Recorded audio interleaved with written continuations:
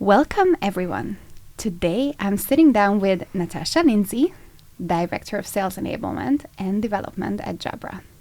Jabra is a part of GN Group, and they are a global leader in audio and video solutions, specializing in professional headsets, speakerphones, and collaboration technology. I feel very lucky to have Natasha here because she's actually one of the nerdiest people that I've met when it comes to selling, but also one of the most experienced ones. She went from being an account manager to now leading Jabra's global sales enablement efforts.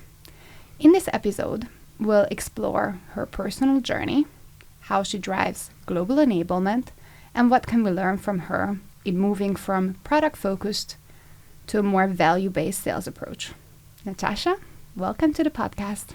Lisa, thank you so much for inviting me. I am really excited to be here with you today and talk a bit more about enablement and my role here at Jabra. Good.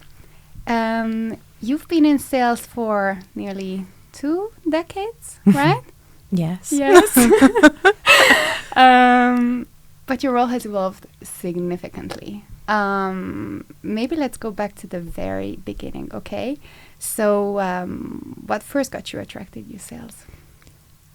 So I probably took a really unconventional route into sales. I actually started as an apprentice with a large telco organisation. I surprisingly didn't know that I was going into sales when I took that job. I worked with them for quite a long time and I learned all the basics of selling and then realised it was something I was actually really good at because I really love people. Yeah. And I really got more passion for helping people, and I felt there was a lot of credibility sometimes in doing what was right for the customer, and I think that's always been the kind of way that I've felt, or that kind of feeling I get when I go and see a customer is that sense of doing something that's right for them as well. So I started there and then I moved into working with our in the IT channel. I worked there for quite a while, and then over 10 years ago, scary, that was 10 years ago, I actually took the role at Jabra as a territory manager in Scotland. So it's been quite a different type of job role, and I've moved steadily through different organisations as well. I've now been in GN for 10 years. What's most interesting about that is I've not been limited in terms of career. I started in a territory role in Scotland, which is where I live, for those who can't guess. I then moved into a global account role where I was really supported to go and start to travel and engage with customers outside of my own territory, which was really lovely, more in that key account manager role. And then around 3-4 years ago, I started to really explore the passion for being geeky, let's call it, right? And the actual methods and the frameworks around enablement. And that is when I actually applied for the job role to do enablement. And my job has changed several times, probably even since then as well. So it's really quite cool how I've moved into different areas, but I also think it's based on deliverables and progress and progression as well, which is super nice. So, and originally, what actually got you attracted to Jabra as a company to work for? So I worked in the IT channel, and when I was on in the office, basically, right, there was no days of working from home then. Yeah. So we were all on the sales floor, and actually the Jabra salesperson used to come to the office, and they actually told me, there's potentially this job role at Jabra. And I'm like, all right, okay. I knew the name. And the more I started to learn about this company, the more I was really inspired by them, the innovation, the engineering first approach. My husband's also an audiophile, right? So really music and sort of audio and all of these things were really in sort of the blood almost, right? And that was partly, I think, initially why I really enjoyed or thought I would like to work for that company. I also never worked for a manufacturer either. I'd always worked to resell the product. But in this sense, I was actually then taking a role in manufacture world or land, which was quite different as well. So there was lots of things, also working from home. There was like, you know, the ability to grow my own region and territory, there were so many reasons to join, right? And the company's just kind of got better and better as I've been here. So that's so cool. So you actually got recruited by another salesperson. Yeah. And he's still here. Really? Yes. Wow. Okay, that's pretty crazy. How did it live up to your expectations? I hope, based on what I've already said, you can tell that it surpassed them. Yeah. I think reflecting now on 10 years here, I think a lot has happened. Yeah.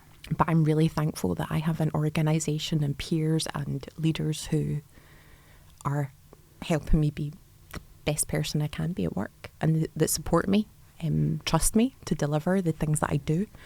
And from a career perspective, I just love to see like how even other people now can progress through the organisation, and I love to see the change as well, right? People moving from role to role, even like me moving from different roles and also taking on like new responsibilities. So there's constantly like this opportunity for growth, which is for me personally as a salesperson. I will add the sidebar that my favourite part of selling is actually new business. So there's an element of that role constantly evolving and changing that is really the bit that gives me the energy as well. So maybe we can talk about that a little bit later as well. Before we move on, a bit more about Jabra. What has been, 10 years, right? What has been some of the highlights? What have been the highlights? I think looking back now, honestly for me there's probably a combination of mixture of the people, because I think people really make an organisation, and I love the people that I work with. A lot of the sales organisation are like friends for me as well, because I've known them for so long. Yeah. Which is super nice. So there is a big piece around people. Also, I think the culture is really good. I think there's a lot of potential for people to be trusted to deliver and really drive results, which is amazing. The highlights for me, if I'm thinking back, we had an amazing sales kickoff that we always talk about. So one of the first things the bigger kind of kickoffs I attended was actually in Prague, which was amazing. We also had some really big milestones where we introduced like our new product lines, like the Evolve 2. That was a real big change in the market. We then bought Altia Systems, which then was how we got into the video space. So there's been loads of like big pinnacle moments, obviously, right, as the organisation changes, and you kind of can see the transition and transformation happen, which is really cool. And now we're sort of like moving with the wider organisation to become more of one organisation and one company. I think it's really exciting, actually. So there's lots of probably mini highlights in between there, but those are the things that are always on the mind. It sounds to me that it's those big bang moments. Yes. Definitely. I think they're the things that stay in your mind. There's always these smaller things that make you excited and happy. Like for me, like coaching people and mentoring people and seeing them move into new roles and staying within the company actually is the inner piece of me that kind of gets the energy. But there's lots of like really, really good things.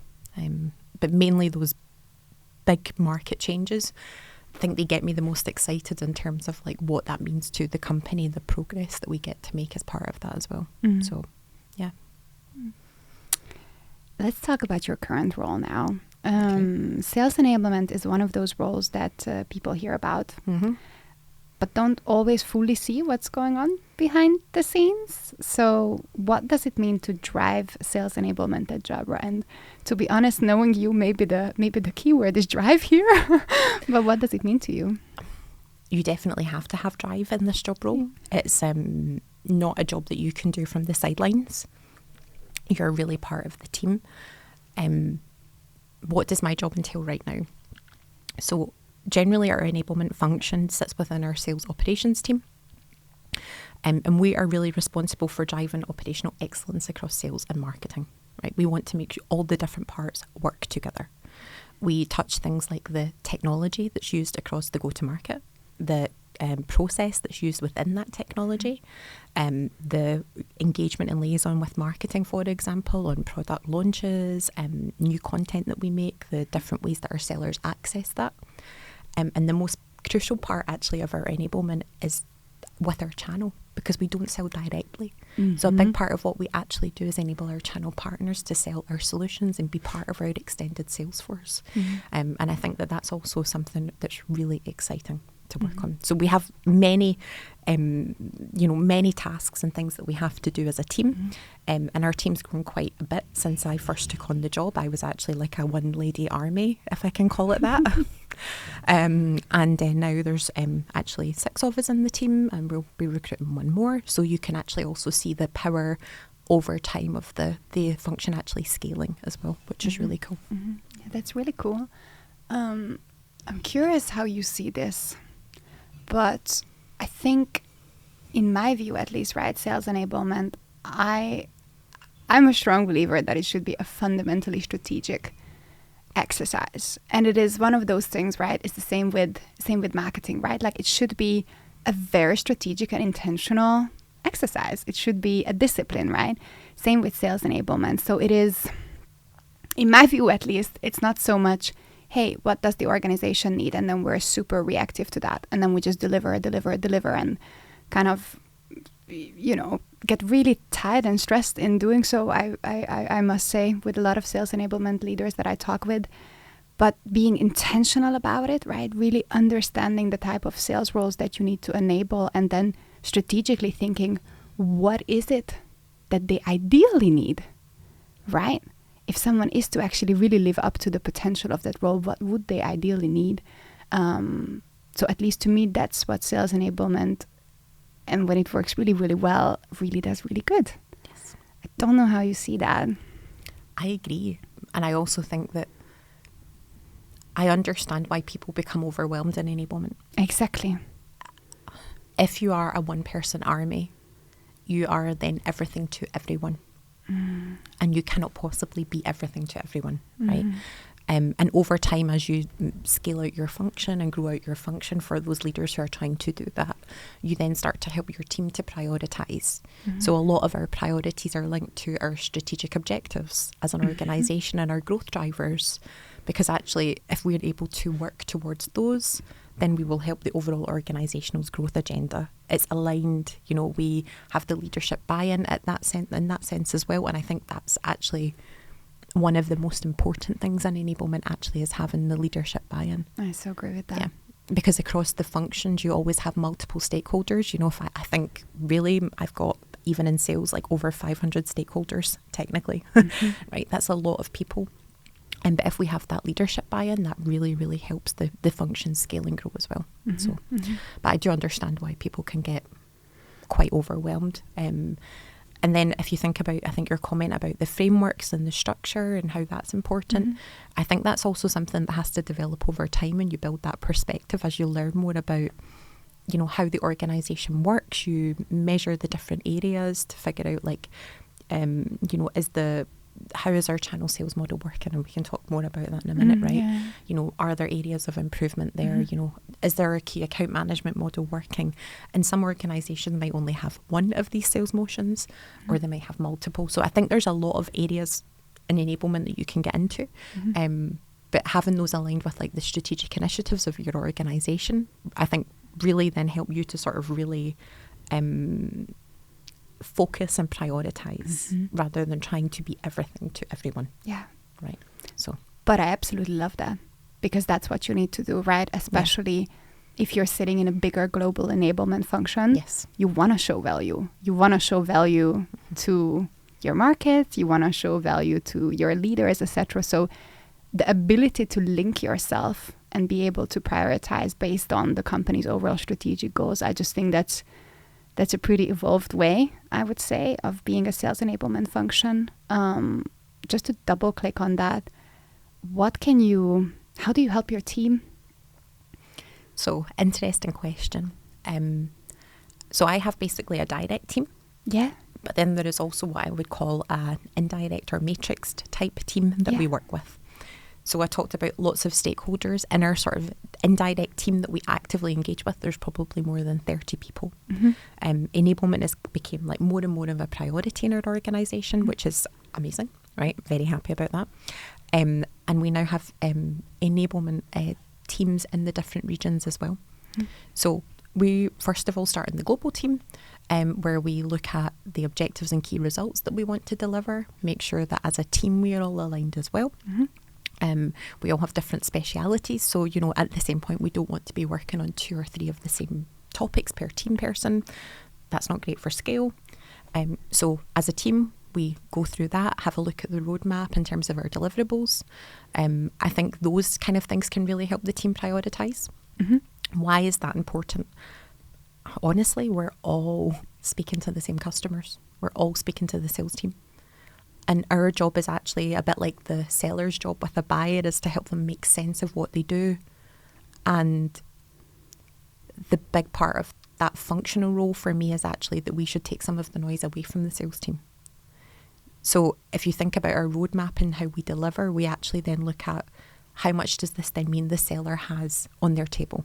If we plan to do X, Y, and Z, what is the impact on that team, those regions, those particular stakeholders if we choose to do that? So I think there's lots of things that an enablement function can do that add value without basically drowning in the noise of everything you throw at someone. Yeah. Right. So, but that's how we do it normally: objectives, key results, and then try and plan on roadmaps in terms of who is the audience and what is being delivered to them. I love that, but I also love the aspect of freeing up sales and helping them navigate and prioritize, because, it's not easy. No, I've been there. Yeah, and I think that's you of all people should know it's not easy. And at Quadrant, right, we often talk about the bigger shifts in B2B that has happened over the past decade in buying behavior, which has a big impact on how we go to market, but also in our sales approaches. Some of these shifts include much more educated buyers, more independent research, and a lot less time spent with reps. My thing is with the independent research, have you ever tried doing research? You get so overwhelmed and you just confuse yourself even more and more. So this whole sense-making approach that you're mentioning comes super important there. But what do you think these shifts mean for the way that we approach sales? I think if we start with the core element of the buyer being confused, I think that actually starts even in a more fundamental sense, and it's actually having the sales and marketing alignment first. Because if you think about the buyer, they go onto the website and they see topic X.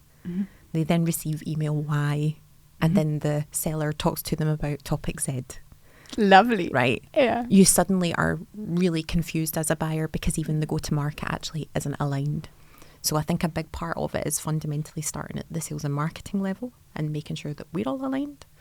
And then from a buyer perspective, I think it's trying to then reduce the volume of information that we actually take to a buyer, right?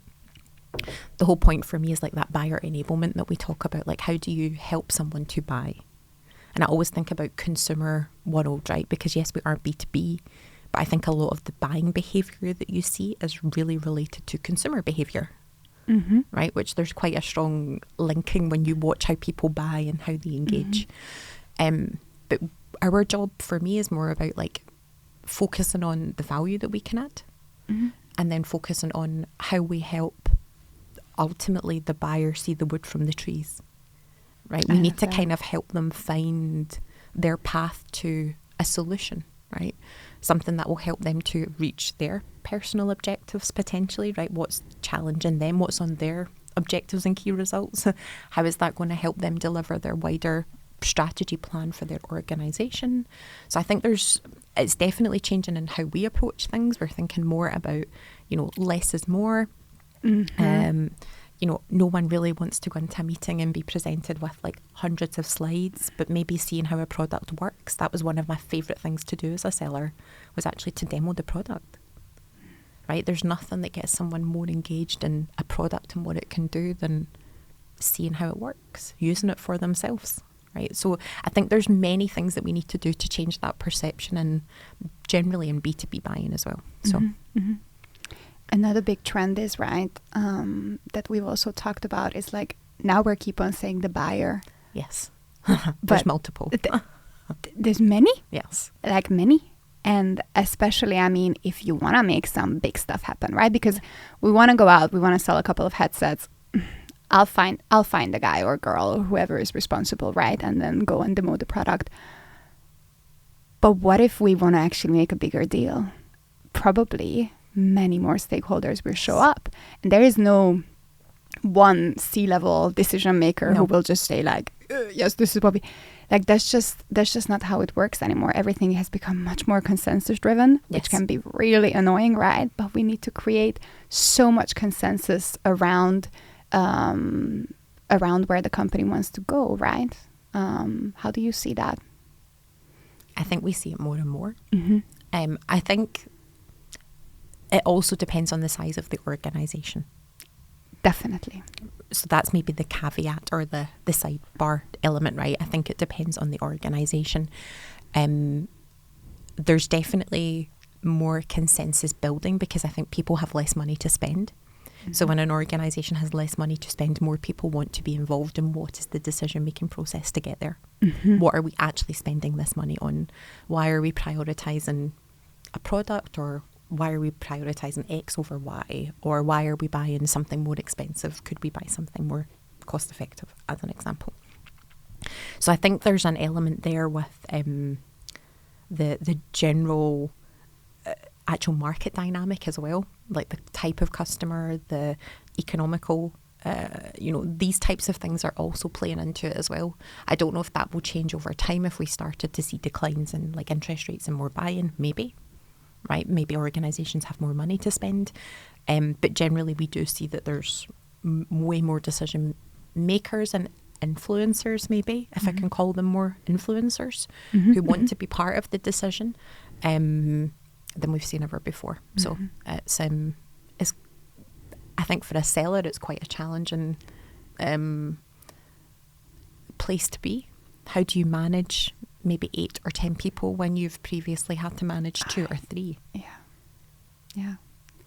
I was just gonna say, just imagine being a salesperson and having to, you're super used to the hunt, you're super used to going out, you're super used to doing one-on-one discovery, and you're so good at sort of, doing that, and like how many meeting rooms you have, how should we do it?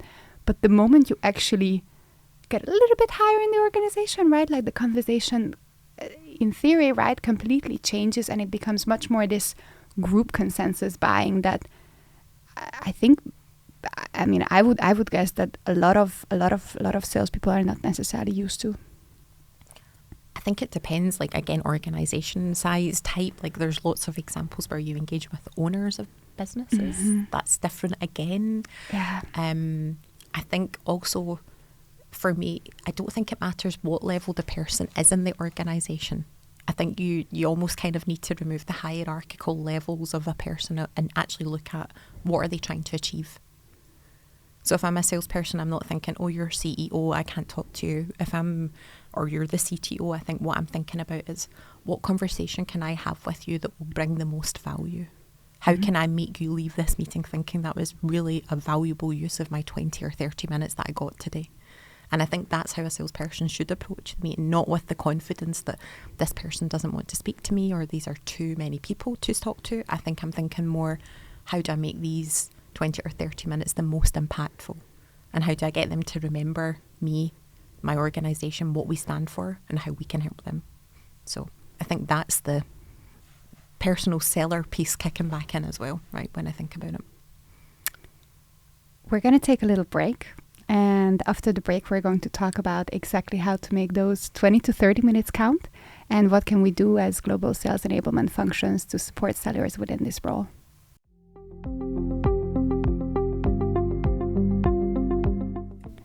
Welcome back. Now we have explored some of the bigger B2B shifts that are happening within the way people buy. And next up, we're going to talk about sales enablement's connection to this. For me, at least, one of the things that I have learned is that we really need to understand the type of selling that we want to enable, right? We have already touched upon this with the channel sale versus the direct selling approach. I would say, at least, that there is no one-size-fits-all sales approach. And actually, often the same company will have multiple ways of selling, right? that they need to succeed with, and we also need to enable it, right? And that's something that I think you personally are really good at, if I might say so. So can you tell me a little bit more about the different sales models that you have at Jabra? Yes, I can. So I mentioned that Jabra are obviously the manufacturer of the product. And that does mean that how we sell and how we work is actually slightly different. So we're very similar to other companies that manufacture in our model. And our model is very much like channel first. So we really focus on our channel partners as the ones who do business. And they're the ones who transact with our customers. So we have like this channel partner sales model where the partner is selling to our customers. So they help us get scalability. They help tell our story for us because we simply couldn't do that ourselves, right? And we really love the elements of that piece of enabling the partner as well. We'll talk more on that maybe in a little while.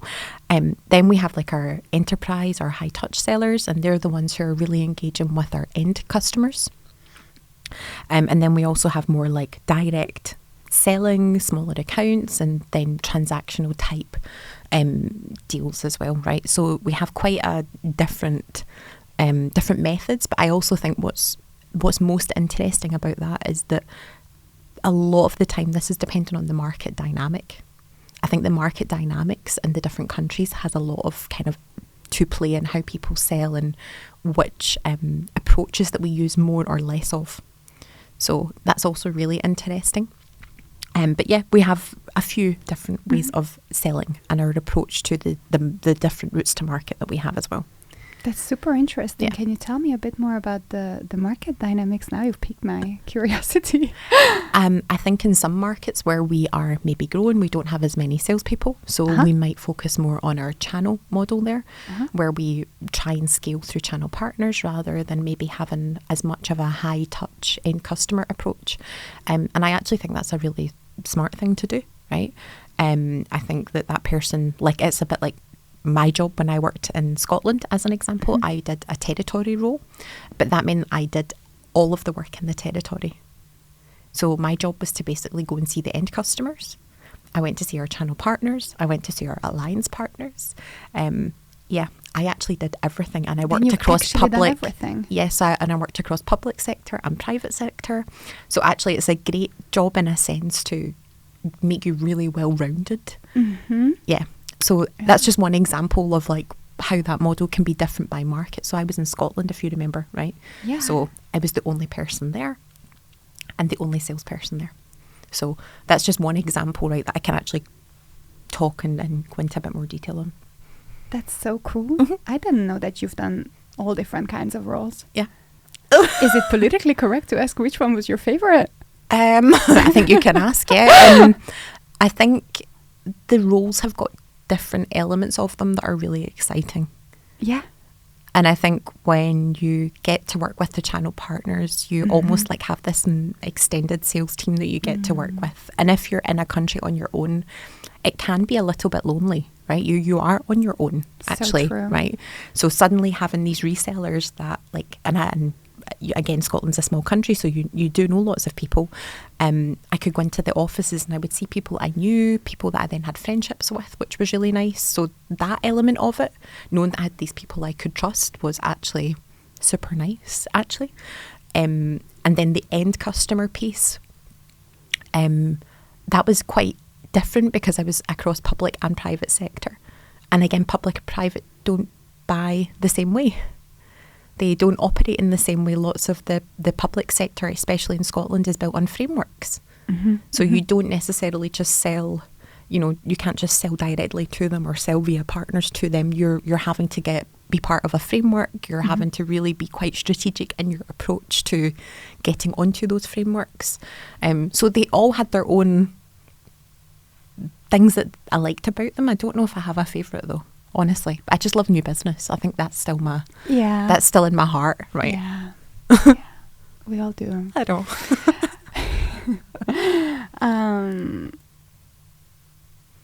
I think what would be super interesting to hear is your perspective on the different skills.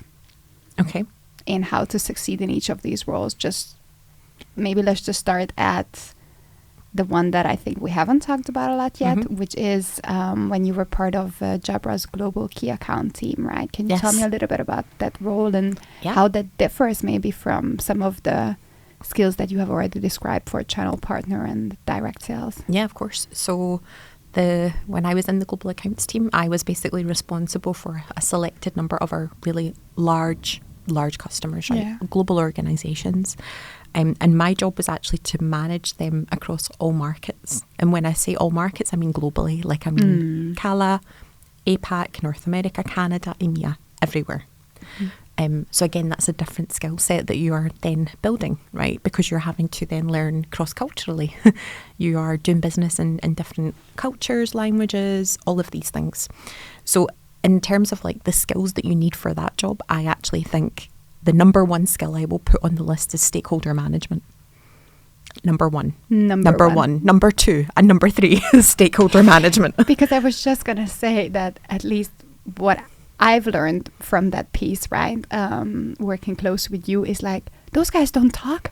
Like they are a global organization, but they don't talk necessarily. No. They have no idea like what's going on in the US versus what's going on in Indonesia or something. And a lot of the time, like that, what I really liked about that job, honestly, was like that ability to try and connect the organisation as well, in a sense, which was really nice. I also have like a sort of a personal piece like with me that if I say I'm going to do something, I always do it. I'm really reliable, right? I like to be known for that. I'm not going to be the person that doesn't show up. Yeah. And I think with a lot of these customers, something that I really started to learn is that also was a great asset for them, right? If you were showing up, you were able to help them also navigate the organizations, help them to make better decisions that would benefit their organizations, showing them ways to also improve their like personal brand internally. Right, that's what it's all about at the end, right? Everyone is kind of wanting to do that while making a good decision, right? I think it's a really different job role though, and a lot of what you're doing, it's stakeholder management, like with the customer, but also stakeholder management in our own organisation. Like I had peers in North America, in APAC, in CALA. I had subject matter experts that we would pull in if we needed them. We had program managers. So actually it's quite a comprehensive team of stakeholders that you then need to manage. And then I'll add the complexity. We also then have the channel partners that we would then sell through. Mm-hmm. And these channel partners might be different based on each of the countries that global customer wants to buy from. So your stakeholders could summon 200, 300 plus people, right? That's crazy. Yeah. And that's always been my sort of core thing. Anyone going into that job is I've always said, like, you really need to be on top of stakeholder management because that's the key to all of your success. Mm-hmm. Mm-hmm. I think we talked about channel partner sales.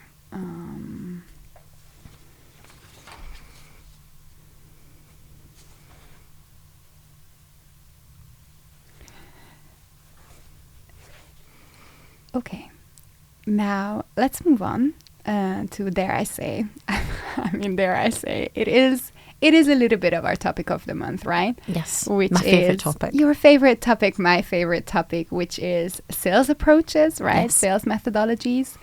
And there is one thing that for me at least comes up in my conversations with companies, which is that they are looking into moving from a product and features-led sales approach, right, to selling much more based on value and selling much more consultatively, right, when it's appropriate. I know that this is a important topic for you personally and to Jabra overall as well. But I also know that it is very important for sales leaders in general. What do you think makes this such an important topic for companies like yours, especially? So I think everyone thinks a methodology is like the silver bullet that will solve everything. And it's not. And it's not. It's not. Sorry. Sorry. Sorry, guys. It's probably like saying Santa doesn't exist, right? But anyway, it's for me, the methodology is a core part of the framework that you need in your organisation. And as a seller, as an enabler, I think about the methodology more as like the guiding block that then aligns with the process of like opportunity, pipeline management, and it becomes sort of like the way that you then do business, right? I don't think one can come without the other, and I don't think it can stand on its own, right? So I think people often say we need a new methodology, or we want to look at, X, Y, or Z methodology. Won't list them all off because there's hundreds, and they're all variations of each other to an extent, right? Oh, it's very... Sorry to burst the bubble, they so are. Yeah. And they will try to tell you that they're not right, because there are aspects of all of them that are new, right? Yes. But it is like good selling is good selling. And then depending on who you're talking with, then you need to highlight different parts of that selling, right? I'm not going to go full challenger on an IT manager who is overwhelmed by tickets because people can't figure out the equipment in the room, right? No. But I'm probably not going to talk about tickets if I'm lucky enough to meet with the chief sustainability officer. No. And I think often the methodology can also be relevant to the job type as well. Mm-hmm. I think that's a big part of it. Like maybe you don't necessarily need to be, a solution-focused seller when you are maybe wanting to have more like strategic advisor type conversations, right? Spot on. So I think there's this balance between looking at your sales approach and actually in an organisation you might have more than one methodology that you use. And then I think it's all about sort of like looking at how the organisation can embed that, whether that's in CRM systems, tools that they use, content management tools that they might use, or even things like the way that the managers coach. And I think you and I have talked a lot about that as well. It's like, how do people coach to methodology to make it live and breathe, right? How do you keep it alive after that first training that you do? So there's a lot in that as well. Yeah, absolutely, because you want it to be this kind of like mini guiding North Star of like you being able to just sort of make decisions based on I want to say like buying signals, because like the buying process is so messy. Like they go back and forth between like, oh, then we need to reevaluate, then we need to do more research. Like, okay, what do? Do I send them an email actually summarizing what I believe their issues are? Or do we maybe take a step back and take a look at very much, what is it that we actually want to achieve? What is the root cause of this problem that you're seeing? Should we look at different solutions here? And I mean, that's really hard. And it's sad to hear that no methodology can fix that. But at least what it can give, right, is this like common framework and common platform for making really good choices. Yeah, I also think language is really important, that common language that you all use, right? I was reading a really interesting book about pipeline management, and it basically... a really interesting book about pipeline management, everyone. Sorry. Anyway, so this book talks about basically different sellers go up and present their pipeline. And why I say common language is interesting is because this was actually just quite an interesting point based on what we were chatting about. And there's a third party in the room where the CEO and CRO type role are sitting with the sales team presenting. The sales team each come up and they give their their commits for that quarter, and each salesperson talks differently. And they were using something like MedPick, and they were talking about like a champion as an example, right? And what they said was that each person had a different opinion of what this champion was, right? Each person, like as if a different person. Yeah, exactly. Like even a different role within the organisation, or like, whether the person was really the champion, or were they more like a coach maybe, or were they someone that maybe actually wasn't even in that role at all? Was it just a buyer, right? So it was really interesting just to see how common language even can be different for lots of people, right? And actually having that common red thread, that same language, can really help everyone get parity, because you all then are speaking the same language. You're all aligned to that same, when I talk about like a decision maker, what I mean is this person has the money, right? They are going to make the final decision and purchase. For others, a decision maker might be, but that person puts me on the catalogue. Yeah. Right? So it's having that common almost language that you use internally as well. And that book really highlighted the point, which I'll share it with you later. But I can't wait to read it. I can't wait to read it. Yeah, but that's what we read. I know. So I think that type of thing is also like quite important to think about as well with a methodology. It's the whole, when I think back to maybe just a sidebar, like of being a seller and applying methodology. Let me put that hat back on for a minute. Like, not the enabler now. I actually think as a seller, when you are in customer situations, what you're thinking more about is like, how can I use what I've learned to get to the next step, or to move forward, or to close the deal, or to get to a decision point. So, okay, like maybe if you think about like solution selling, have I really identified the pain? Okay, the customers went cold, they're not engaging with me. Is this the right decision maker? Have I really got the right person? And then when I start to present the solution, are they actively engaging in the solution? Am I helping them to create a vision of what the organisation could do with this technology, where it could take them? Or do they already have that created by one of our competitors, right? Is that already pre-created and I'm now trying to fit into their vision? And actually at that point, it's really hard to come back from that, because you actually have to then re-engineer the vision again, right? There's so much extra work then in that sales process. I'm making it harder for myself now. Spot on. And it's more like, for me, it's like that application of then how you use different elements of it. I don't think in each, speaking very openly now, in each sales meeting I had, did I use every single point of a methodology? Probably not. But what I did do is I picked the elements that were most relevant, or the things that I learned that I could apply to that situation that I was in. And I think that's the bit that we miss with methodology. So agree with you. Yeah. I so agree with you. And to be honest, then what? Because then what can enablement do, right? Because it is, I mean, are we just going to train like till we drop? Like, probably not. Like, I wish, but like, no one's going to invest in that, right? So how, I don't know the answer, right? But then how can we as enablement, you know, enable something that we fundamentally think should, of course, be this entrenched sort of, that's what I need to do now. Does that make sense, right? Yeah, and I feel that I think it comes back to that coaching piece. It does, exactly. And scenario building. Exactly. Right. If you are working with your team to do like things like scenario building and giving them different opportunities or chances to talk as a team about, oh, you know, I was in this customer and da happened. I think those types of sessions are good. And also the coaching from like a leader or manager or even peer potentially, right? Absolutely. That's where you generally, I learned the most from the people who were my peers a lot of the time. Like I would hear how they positioned things, how they took on different situations, and I'd go, that was really good actually, right? Or like, and I would learn all these small things and just kind of gather those in my sort of armory, right, to use in like another. So much. Yeah.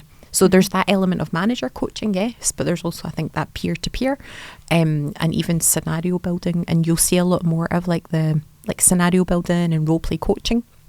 There's a lot more AI now designed around that.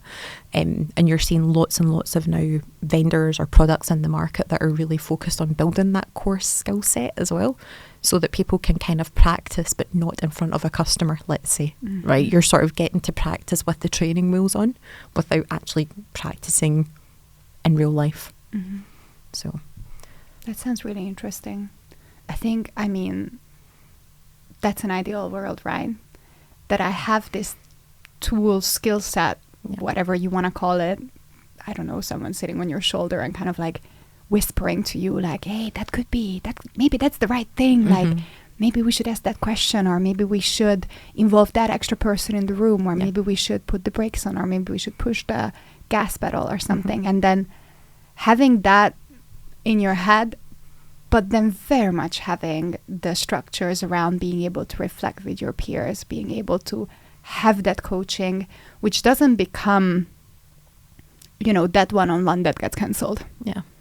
But maybe as salespeople though, we really want to win, right? Like Winning, yeah. Winning is a big thing with salespeople, right? You're competitive, like you have so much drive.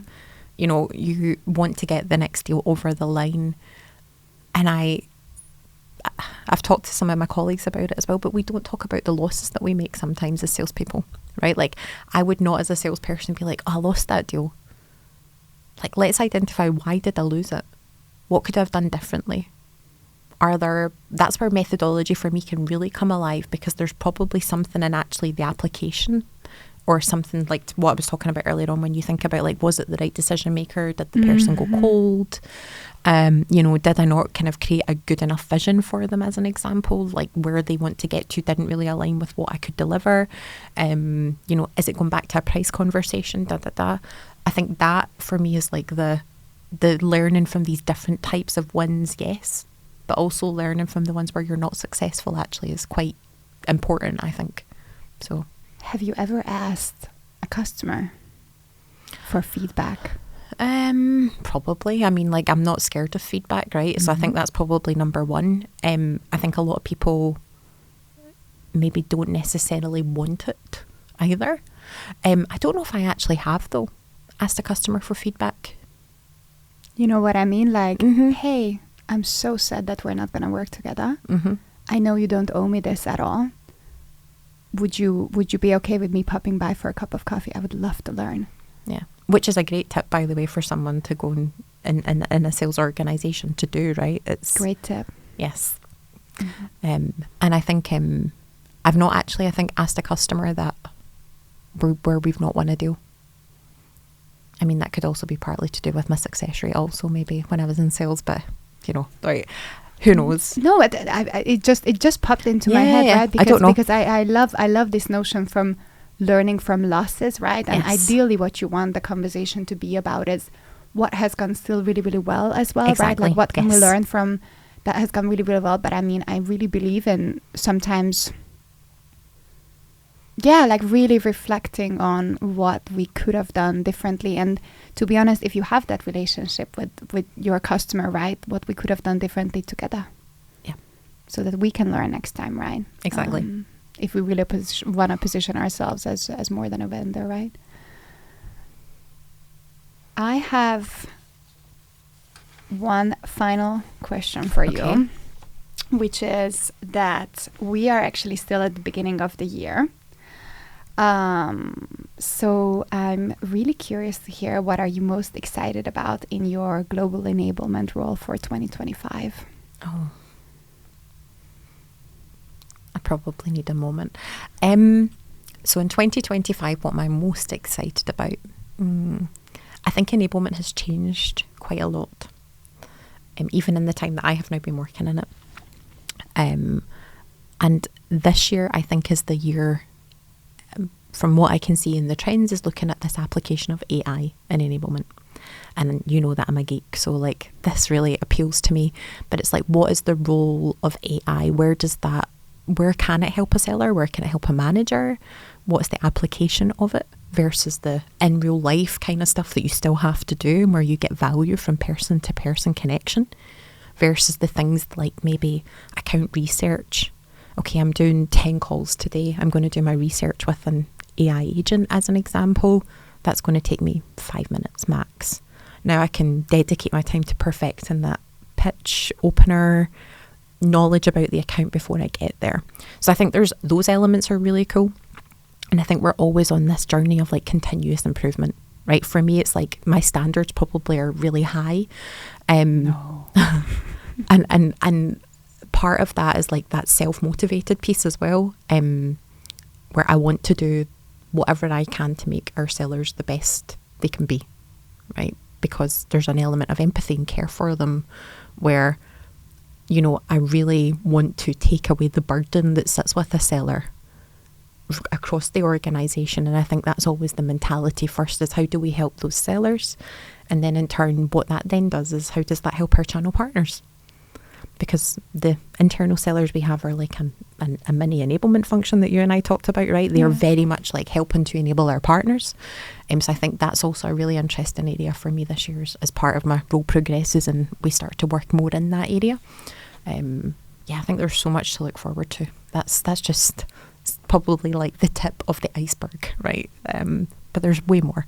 And I think I can see enablement really becoming more of a hot topic again. We saw a lot of like decline and change in roles within enablement in organisations, but I do think you really need a team who can operationalise, because that's what we're doing. Like, we're like the conductor of the orchestra, right? We're making sure all the parts are in place, like the content's in the right place before something goes, a product launches as an example, or we're making sure that content where a product is now end of life has been removed so we don't confuse customers on messaging. We're making sure that the sellers have maybe the sales skills, but also the technology skills and the technology dexterity, right? So I think there's loads of places to play and get excited about in enablement this year. But that's me. Thank you so much. You're welcome. It was nice to talk to you. Really good chat. Yes. Good chat. Thank you so much for being here. And thank you so much for everyone for listening.